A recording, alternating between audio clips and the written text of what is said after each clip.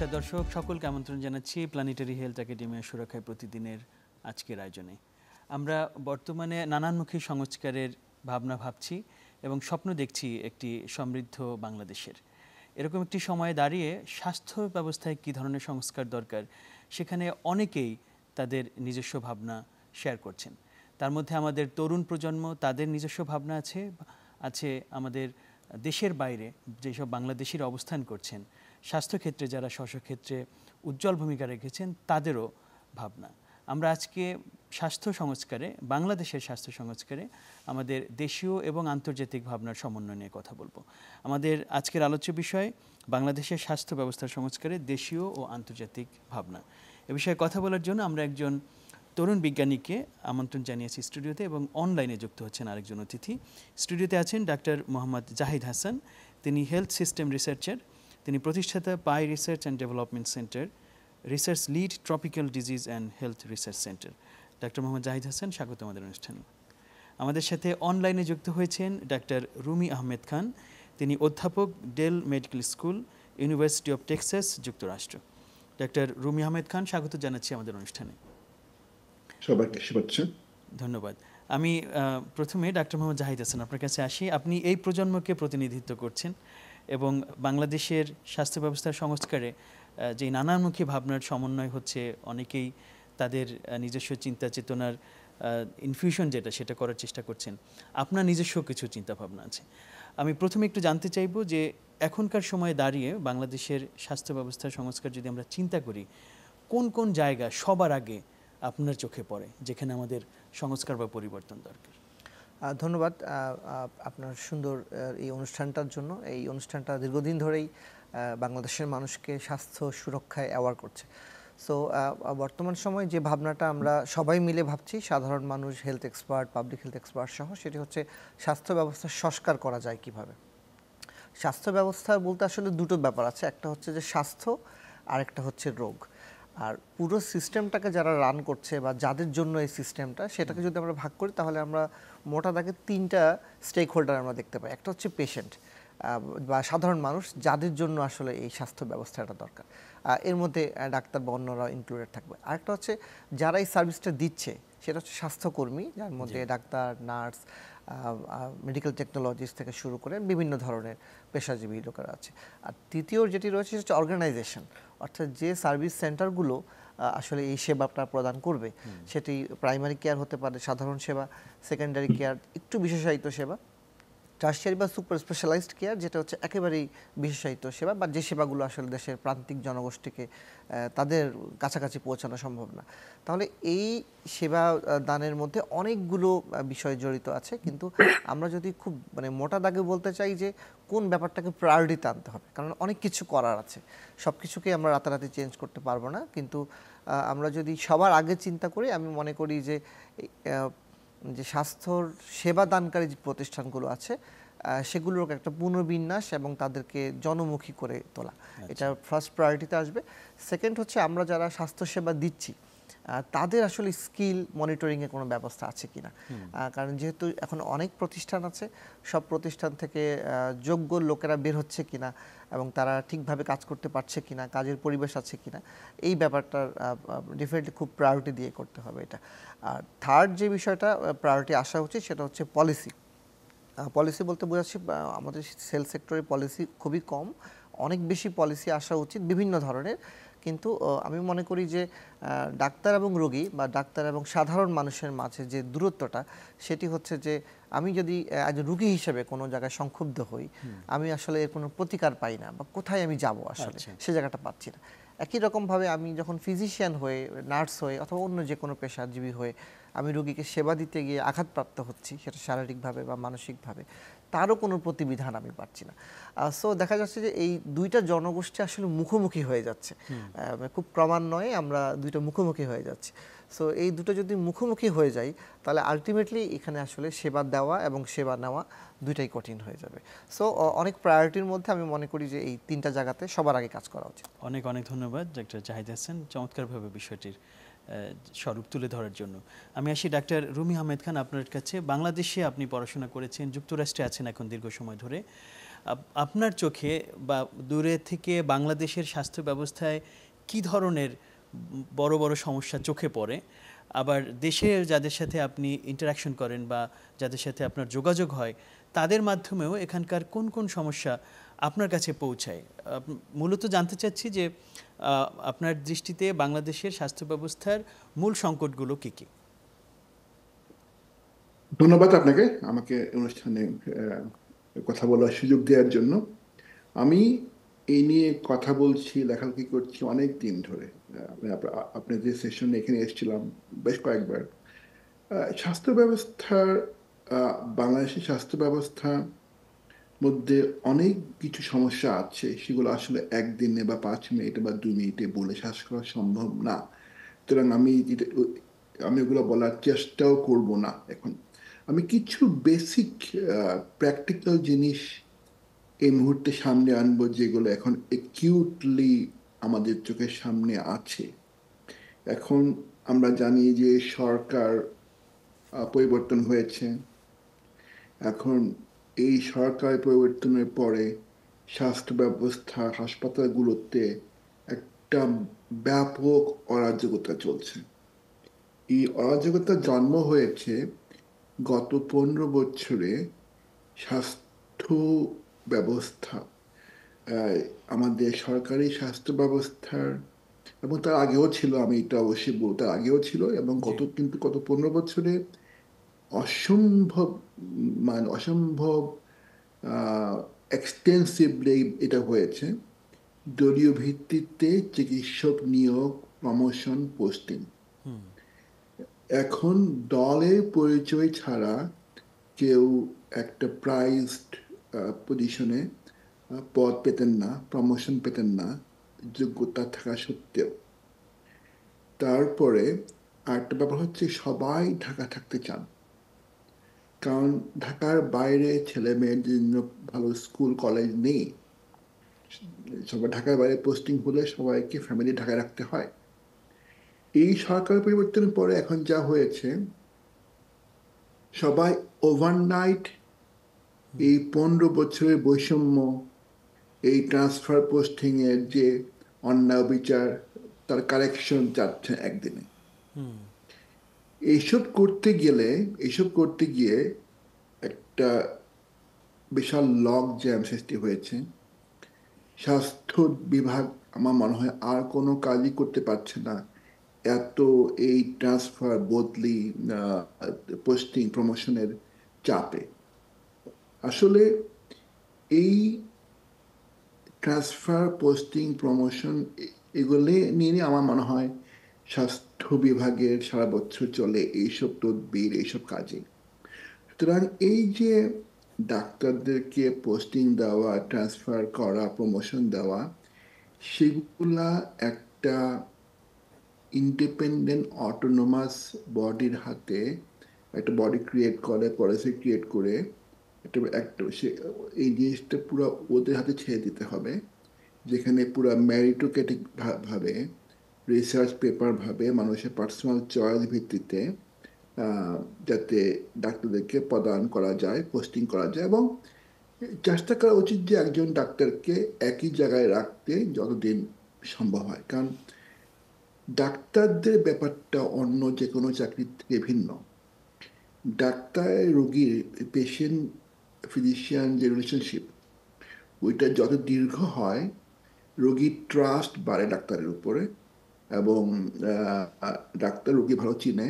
সেক্ষেত্রে একজন ডাক্তার একটা শহরে লম্বা সময় থাকলে ওই রোগীগুলা বেশি আস্থা পায়। কিন্তু 2 দিন পর পর বদলি করে দিলে এটা ডাক্তারেরও সুবিধা হয় না, এটা রোগীরও সুবিধা হয় না। এটা একটা মানে লুজ লুজ সিচুয়েশন। কিন্তু আমরা কিভাবে এই পোস্টিং, ট্রান্সফার, বদলিগুলো করব, সেটা আমার মনে হয় ডিজি হেলথ, স্বাস্থ্য মহাবিদ্যালয় দপ্তর বা স্বাস্থ্য মন্ত্রণালয়, ওদের হাত থেকে বের করে এনে একটা অটোনমাস, একটা ইন্ডিপেন্ডেন্ট, কমার্শিয়াল হতে পারে, ওদের হাতে ছেড়ে দিতে হবে। মানে কিছু পলিসি দিয়ে, এই পলিসি অনুযায়ী তোমরা এগুলো করবে, এবং সেখানে কোনো দুর্নীতি বা কোনো ধরনের দলীয় বৃত্তির কোনো স্কোপ থাকবে না। যদি এই ধরনের কোনো একটা থার্ড পার্টি প্রফেশনাল হাত এটা করে দেওয়া যায়, এইটা হয়তো বা একটা ভালো চেষ্টা হতে পারে। সমাধানে হয়তো এটা, পৌঁছাবে। জি। হ্যাঁ, এইটা একটা কথা কথা হ্যাঁ। আর সময় দিয়ে আমি আরো একটা ব্যাপারে কথা বলতে যাচ্ছি জি এই মুহূর্তে। হ্যাঁ, জি আম, আমাদের হাসপাতালগুলো, বাংলাদেশের সবচেয়ে বড় বড় যেগুলো হাসপাতাল, সেগুলা কারা চালান? সেগুলার পরিচালক হচ্ছে গিয়ে একজন আর্মি মেডিকেল কোরের ব্রিগেডিয়ার জেনারেল, কর্নেল বা ব্রিগেডিয়ার জেনারেল। তারা সারা জীবন আর্মি মেডিকেল করে ক্লিনিক্যাল ক্লিনিশিয়ান কাজ করেছেন। তারপরে একটা মেডিকেল বড় বড় বিশাল হসপিটাল, একটা হসপিটাল 3,000 বেডের হসপিটাল, 2,500 বেডের, এগুলো হচ্ছে বিশাল, মানে ওয়ার্ল্ড স্ট্যান্ডার্ডে এগুলা অনেক বড় হাসপাতাল। জি ওই ওই হাসপাতালের দায়িত্ব নিয়ে ওরা আসেন as director of the hospital. এই এই যারা এই হসপিটালে এই জায়গাতে আসছেন আর্মির ব্রিগেডিয়াররা, তারা কিন্তু ওই সরকারি হাসপাতালে জীবনে কাজ করেননি। ওই হাসপাতালে অ্যাডমিনিস্ট্রেশন ম্যানেজমেন্ট কীভাবে চলে তারা ওনারা জানেন না। আর প্লাস তারা মোস্টলি ক্লিনিশিয়ান। এখন হসপিটাল ম্যানেজ করার জন্য একটা আলাদা সাব স্পেশালিটি আছে। They don't have to be physicians, they can be physician, they can be non physician, hospital management. আমার ধারণা আমাদের আস্তে আস্তে ওদিকে মনোযোগ দিতে হবে, যাতে আমরা একটা ফুল প্রফেশনাল ক্যাডার গড়ে তুলতে পারি, যারা একদম will start as a intern, as a hospital management, তারপরে আস্তে আস্তে বিভিন্ন অ্যাসিস্ট্যান্ট ডিরেক্টর, আস্তে আস্তে প্রমোশন পেয়ে পেয়ে হাসপাতাল ম্যানেজমেন্টের বিভিন্ন কাজ শিখে ডিরেক্টর হবে। We need to create a whole human manpower force. They will be specializing in hospital management. তারা ডাক্তার হতে পারেন, ডাক্তার হলে ডাক্তারি পাশ করা, MBBS পাশ করার পরেই একদম প্রথমেই তারা অ্যাডমিনিস্ট্রেটিভ লাইন চলে যাবেন, সেখানে পড়াশোনা করবেন এবং সেই লাইনে ওনারা এই ক্যারিয়ার করবেন। অথবা ওনারা নন মেডিকেল পার্সন হতে পারেন, যে কোনো গ্র্যাজুয়েট, BBA MBA করা, তারপরে হেলথ অ্যাডমিনিস্ট্রেশনে আচ্ছা ডিগ্রি করে এই লাইনে গ্রাজুয়েট করবেন। We need to create that career, otherwise আমাদের হসপিটাল ম্যানেজমেন্ট কখনোই সুস্থ হবে না। জি। ডাক্তার মোহাম্মদ জাহিদ হাসান, আপনার কাছে।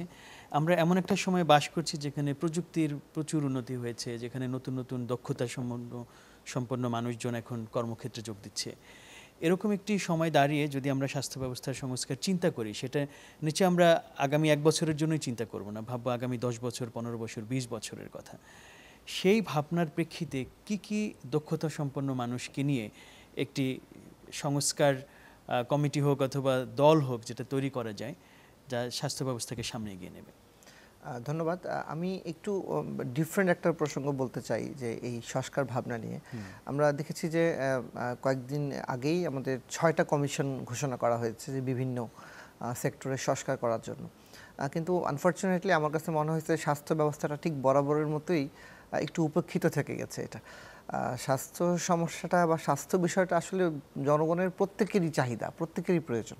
ডেফিনেটলি নিরাপত্তা বা অন্যান্য বিষয়গুলো গুরুত্বপূর্ণ, কিন্তু আপনি যদি খেয়াল করে দেখেন যে 6টা কমিশন যেরকম সংস্কারের জন্য আসছে, তেমনি আমাদের পুরো হেলথ সিস্টেমটাকে রিফর্ম করার জন্য এরকম একটা কমিশন কিন্তু হতে পারতো। জি। তো সেটা না হয়ে একটা কমিটি হয়েছে, যে নামেই হোক না কেন এটাকে আমরা সাধুবাদ জানাই। কিন্তু ইস্যু হয়ে গেছে যে সেই কমিটিটা অনেক বেশি ক্লিনিশিয়ান এবং একটু সিনিয়র সিটিজেন দিয়ে হওয়ার কারণে এটা নিয়ে অনেক ধরনের ইস্যু আসছে। তো আমার কাছে মনে হয়েছে যে এটা জাস্ট আমি আমার নিজস্ব ভাবনাই বলছি, এটা নিয়ে অনেকেই কথা বলেছে। সো এখানে বিভিন্ন ধাপে ধাপে এই কমিটিটা ফরমেশন হতে পারতো। সে ফর এক্সাম্পল আমি বলি যে আমার কাছে মনে হয়েছে এই কমিটিটা যদি এরকম হতো যে এমন একজন এক্সপিরিয়েন্স ডাইরেক্টর জেনারেল, যিনি আগে থেকে এই হেলথ সিস্টেমের মধ্যে কাজ করেছেন একদম প্রান্তিক লেভেল থেকে, অর্থাৎ মেডিকেল অফিসার থেকে প্রমোশন পেয়ে পেয়ে উনি ডাইরেক্টর জেনারেল হয়েছেন, তাহলে তার পুরো হেলথ সিস্টেমের সমস্যা এবং তার কাজের অভিজ্ঞতাগুলো এবং ডাক্তারদেরকে বোঝার একটা ব্যাপার আছে, তাদের মনস্তত্ত্ব, নার্সদের মনস্তত্ত্ব, সেখানে এরকম একজন লোক আসতে পারতো। একজন হেলথ সিস্টেম এক্সপার্ট খুব প্রয়োজন ছিল, যে যিনি আসলে এই হেলথ সিস্টেমের নিড এবং হেলথ সিস্টেমের রিঅর্গানাইজেশন বা সেন্টারগুলোকে রিশেপিং করার মতো ব্যাপার থাকতে পারতো। যেহেতু সব কিছুই রোগ না, তার মানে একজন পাবলিক হেলথ এক্সপার্টও খুব ইম্পর্টেন্ট। যেমন আপনারা খেয়াল করে দেখবেন যে প্রতি বছরই একটা সময় বাংলাদেশে ডায়রিয়ার প্রকোপ দেখা দিচ্ছে, হসপিটালগুলো একদম মানে ওভারলোডেড হয়ে যাচ্ছে। একটা সময় আসলে ডেঙ্গুগুলো ওভারলোডেড হয়ে যাচ্ছে, স্যালাইন পাওয়া যাচ্ছে না, একটা স্যালাইন অনেক দামে কিনতে হচ্ছে। তাহলে এই ক্রাইসিসগুলো কিন্তু আসলে জাস্ট অ্যাওয়ারনেস বা হেলথের ইস্যুস। আমি যদি ভালো ওয়াটার সাপ্লাই দিতে পারি, আমি যদি মসকিটো কন্ট্রোল করতে পারি, তাহলে কিন্তু আমাদের এই ইস্যুগুলো আসতেছে না। তাহলে মানে রোগী তৈরি হচ্ছে না, হাসপাতালেই আসছে না, তাহলে আর ম্যানেজমেন্টের জন্য তার এত পেরেশানি হওয়ার কিছু নাই। তার মানে আমার কমিটিতে একজন পাবলিক হেলথ এক্সপার্ট খুবই দরকার ছিল। আমরা খেয়াল করে দেখবেন যে এটা আপনারাও, আমি নিশ্চিত যে কোনো সাধারণ মানুষ হসপিটালে গেলে একটা টিকিট কাটতে হচ্ছে, টিকিট কাটার জন্য যে লোকটা টিকিট নাম এন্ট্রি করছে, দেখা যাচ্ছে সে একটা লম্বা সময়, মানে তার যেহেতু আক্ষরিক জ্ঞান খুব কম, সে খুব কষ্ট করে সে এন্ট্রি করতেছে, এখানে একটা সময় যাচ্ছে। তাহলে আমি যখন একটা গুরুত্বপূর্ণ, আমার রুগীটা ব্লিড করছে বা রক্তক্ষরণ হচ্ছে, ওই সময় আমার কাছে 10 মিনিটও অনেক গুরুত্বপূর্ণ। তাহলে আমাকে লাইন দাঁড়াতে হবে। এটা যে সিম্পলি একটা আইটি বেস, যে আপনি একটা ধরেন ন্যাশনাল আইডি কার্ড থাকলো, আপনি পাঞ্চ করলেন, আপনি প্রবেশ করে গেলেন ইমার্জেন্সিতে, তাহলে এখানে আপনি মুহূর্তেই কিন্তু আপনার নাম এন্ট্রিটাও হয়ে যাচ্ছে, একই সাথে আপনি সার্ভিস নিতে পারছেন। তার মানে আমাদের স্বাস্থ্যের যে আইটির যে ইস্যুটা আছে, যে তথ্য সংরক্ষণ করা এবং দ্রুত প্রবেশ করা, এখানে এই জায়গাটা একটা কাজ করার সুযোগ আছে। একই সাথে হেলথ ইকোনমিক্স, যে আমরা সরকারের কোন জায়গাটা থেকে কতটুকু অংশ ব্যয় করব আমার রোগীদের জন্য, কতটুকু সিস্টেমে ব্যয় করব, সেখানে আমাদের একটা পরিকল্পনার প্রয়োজন আছে। আবার খেয়াল করে দেখবেন যে আমরা প্রায়ই শুনি যে হসপিটালে অমুক যন্ত্র নষ্ট হয়ে গেছে, ঠিক করতে পারছে না, বা অমুক লোক পাওয়া যাচ্ছে না। তার মানে একটা সাপ্লাই অ্যান্ড প্রকিউরমেন্ট ইস্যুজ আছে এখানে, এবং এই হসপিটালে ইনস্ট্রুমেন্ট কিনতে গিয়ে প্রচুর দুর্নীতি হয়, এটা খুব রিপোর্টেড, মানে ওয়েল নোন। তার মানে হচ্ছে এই যে একটা সাপ্লাই এবং প্রকিউরমেন্ট স্পেশালিস্ট খুব ইম্পর্টেন্ট, যে আমি কোন যন্ত্রটা কিনবো এবং সেটা লংজিভিটি কত হবে, এবং সেটা নষ্ট হলে ইমিডিয়েট আমি ঠিক করতে পারছি কিনা, সে জায়গাটায় আমাকে আসলে কাজ করার সুযোগ আছে। এবং একটা হচ্ছে হেলথ সার্ভিস এক্সপার্ট। মনে রাখতে হবে যে হেলথ সিস্টেম এক্সপার্ট হচ্ছে সিস্টেমটাকে অর্গানাইজ করবেন, কিন্তু সার্ভিস এক্সপার্ট বলতে বোঝাচ্ছি, ধরেন আপনি আপনার বৃদ্ধ মাকে নিয়ে হাসপাতালে যাচ্ছেন, তাহলে আপনি বৃদ্ধ মাকে নিশ্চয়ই আপনি কোলে করে নিয়ে যাবেন না, তাহলে আপনাকে একটা হুইল চেয়ারে নিতে হবে আপনাকে, অথবা একটা অ্যাম্বুলেন্সে করে নিতে হচ্ছে। তাহলে হুইল চেয়ারে নিলে হুইল চেয়ারটাকে রাস্তায় মুভ করবে? আমাদের রাস্তাগুলোকে এভাবে ডিজাইন করা আছে। ইভেন আমাদের হাসপাতালগুলো একতলা থেকে আরেক তলায় উঠতে গেলে আপনাকে সিঁড়ি বাইতে হচ্ছে, লিফট পাওয়া যাচ্ছে না, লিফট বন্ধ থাকছে। তার মানে হেলথ সার্ভিস এক্সপার্টও এখানে প্রয়োজন আছে। তাহলে একই রকমভাবে এরকম আরও অনেকগুলো এক্সপার্টের সমন্বয়ে একটা কমিটি হতে পারে। এখন প্রশ্ন হচ্ছে, এই কমিটিগুলো কি সব কাজ করবে? উত্তর হচ্ছে না। তাহলে প্রত্যেকটা কমিটি আসলে তার কাজের এরিয়া নির্ধারণ করবেন, সেই কাজের এরিয়া অনুযায়ী মানে অনেকগুলো সাব কমিটি থাকবে। সে ফর এক্সাম্পল, আমি যদি মনে করি যে একজন এডুকেশন, অর্থাৎ যারা আমার সার্ভিসটা দিচ্ছে স্বাস্থ্যসেবায়, সেটা ডাক্তার হোক, নার্স হোক, এলএম হোক, হোয়াট এভার ইট ইজ, তাহলে তাদের কোয়ালিটি কন্ট্রোল এবং মান নিয়ন্ত্রণটা কে করবে, কিভাবে হচ্ছে এটা? ধরেন আমাদের এখনকার যে প্রবলেমটা আমরা ফেস করছি, যে আমাদের অনেক সরকারি এবং বেসরকারি মেডিকেল কলেজ আছে। সো এখান থেকে যে প্রপার লার্নিং নিয়ে গ্র্যাজুয়েটরা বের হচ্ছে, সেটা নিশ্চয়তা আমরা পাচ্ছি না। তাহলে আমাদের লাইসেন্সিং প্রসেসে কি হচ্ছে, আমি যখন পাস করছি, আমি কিছু সার্টিফিকেট জমা দিচ্ছি, জমা দেওয়ার পরে আমাকে বিএমডিসি রেজিস্ট্রেশন দিয়ে যাচ্ছে। তাহলে আমার আদৌ সার্ভিস দেওয়ার মতো কোয়ালিটি আছে কি না, এটা ইনশিওর করার কোনো ব্যবস্থা নেই। যার কারণে একজন খুব ভালো মেডিকেল কলেজের কোয়ালিফাইড গ্র্যাজুয়েটও যে সম্মানটা পাচ্ছে, আমি মনে করি যে কম কোয়ালিফাইড ছেলেটা সম্মান পাচ্ছে। এখন স্বাস্থ্য চিকিৎসা দেওয়ার সময় কে ভুল করছে আর কে ঠিক করছে, এটা কিন্তু রোগীর পক্ষে বোঝা আগে তো সম্ভব না।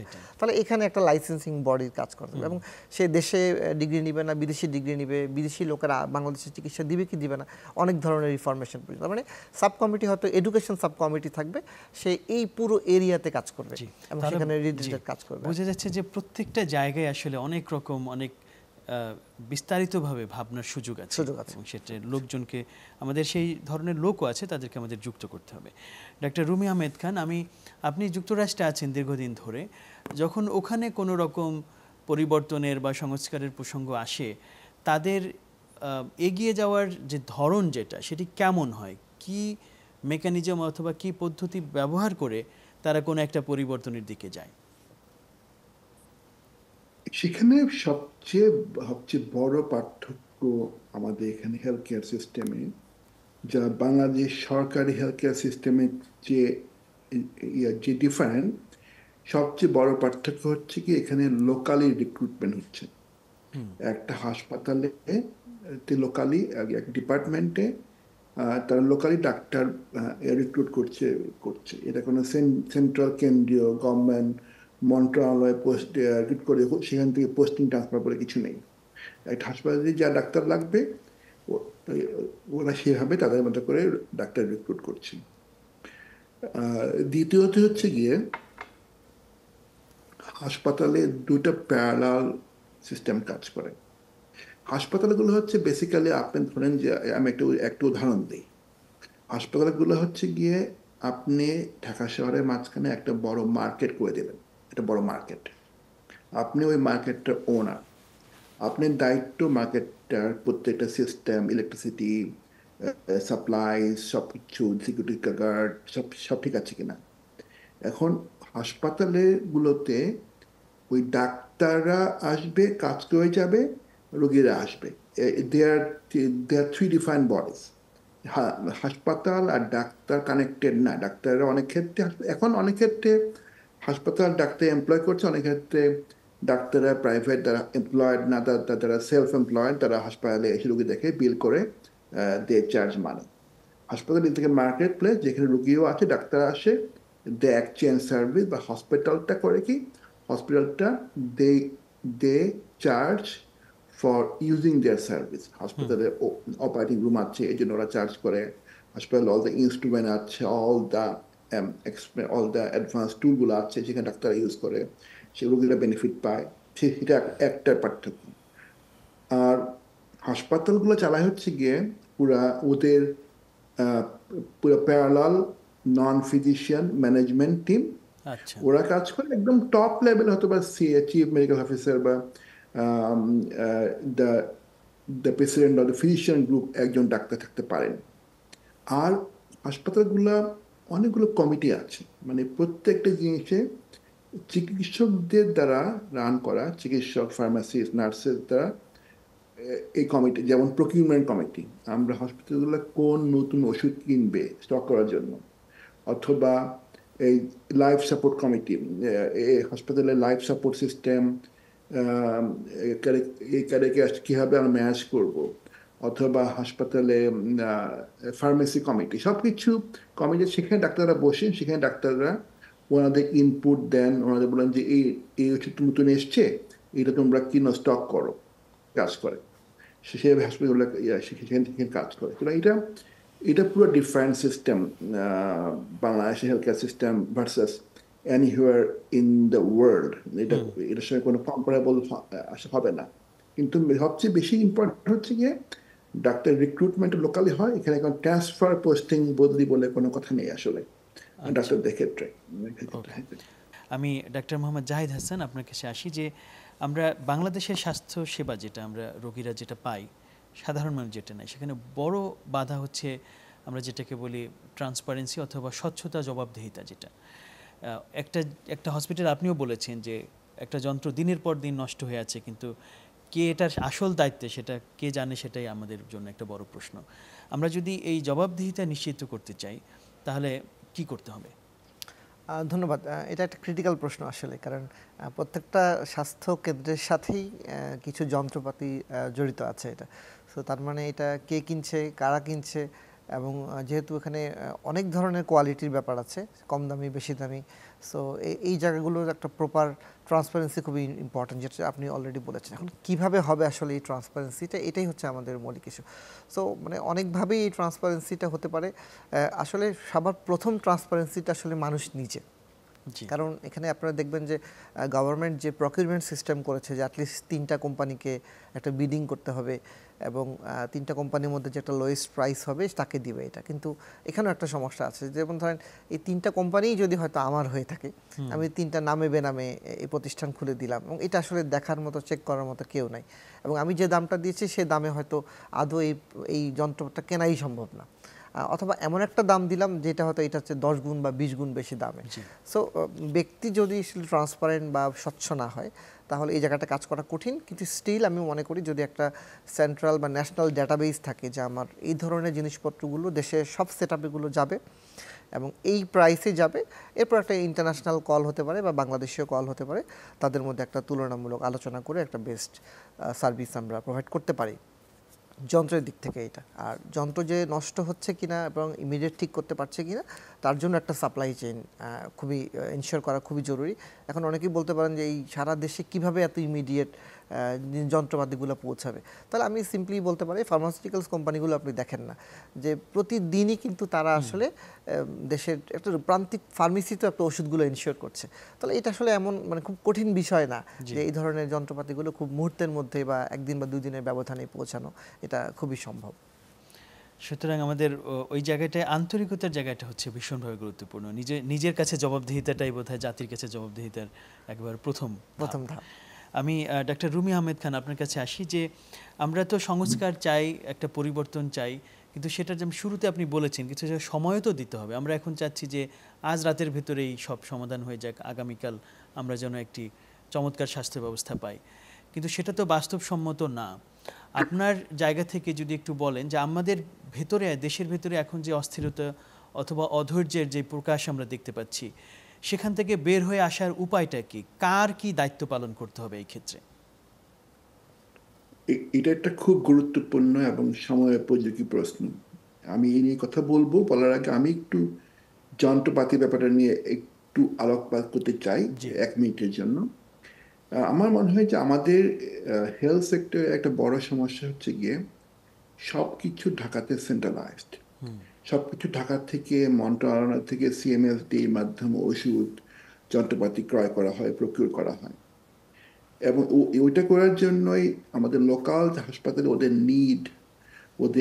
নিডগুলা, ওদের সমস্যা হলে ওটা ফিক্স করা, ওদের কোনো অটোনমি থাকে না। সব ঢাকা কেন্দ্রিক, সব মন্ত্রণালয় কেন্দ্রিক। যদি আমরা হসপিটালগুলোকে একটা অটোনমাস বডি হিসাবে ওদেরকে লোকালি পারচেস করা এবং লোকালি এগুলো রিপেয়ার করার অধিকার দেই, এই এই সমস্যাটা সমাধান ওভারনাইট হয়ে যাবে। এটা জাস্ট পলিসি ব্যাপার। এটা পরিকল্পনা, স্বাস্থ্য মন্ত্রণালয় এবং ডিজি হেলথের পলিসি মেকিং চেঞ্জেস, এগুলো করা সম্ভব ইজিলি। আর আপনি যে প্রশ্নটা করলেন, এটা এই মুহূর্তে আমাদের আমাদের কথা বলা দরকার। আমরা এমন একটা সময় যাচ্ছি, এটাকে এক কথা বলতে এটা অস্থির সময়। একটা বিপ্লব হয়েছে, বিপ্লবের পরে আমরা একটা পুনরায় একটা স্বাধীনতা পেয়েছি। এখন প্রত্যেকটা গ্রুপে মানুষজন সবারই দাবি দাওয়া আছে। এখন এই দাবি দাওয়া করতে গিয়ে পুরো সিস্টেমটাকে ওভারবার্ডেন করে ধ্বংস করে ফেললে কারোই লাভ না। আমরা অলরেডি দেখেছি আমাদের পুলিশ ফোর্স একদম অকার্যকর হয়ে গিয়েছিল, এখন কোনো রকমের উঠে দাঁড়াচ্ছে। আমাদের ইন্ডাস্ট্রিয়াল সেক্টর এই দাবিতে এখনো এক কোমর ভেঙে পড়ে আছে, এখনো দাঁড়াতে পারছে না আমাদের অর্থনীতি, ইন্ডাস্ট্রিয়াল সেক্টর। আমরা চাই না এটা আমাদের হেলথ সেক্টরে হোক।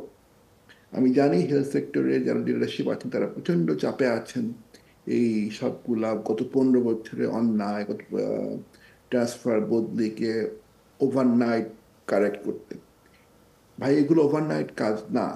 আর এখন প্রত্যেকটা মেডিকেল কলেজে নাম দেখে দেখে কে কোন দল করতো সবাইকে ট্রান্সফার করে দিলে এভাবে ঠক বাঁচতে গাউজা হয়ে যাবে। এভাবে করতে গেলে আমাদের মেডিকেল শিক্ষা ব্যবস্থা মুখ থুবড়ে পড়বে, আমাদের হেলথ কেয়ার সিস্টেম ঝামেলায় পড়বে।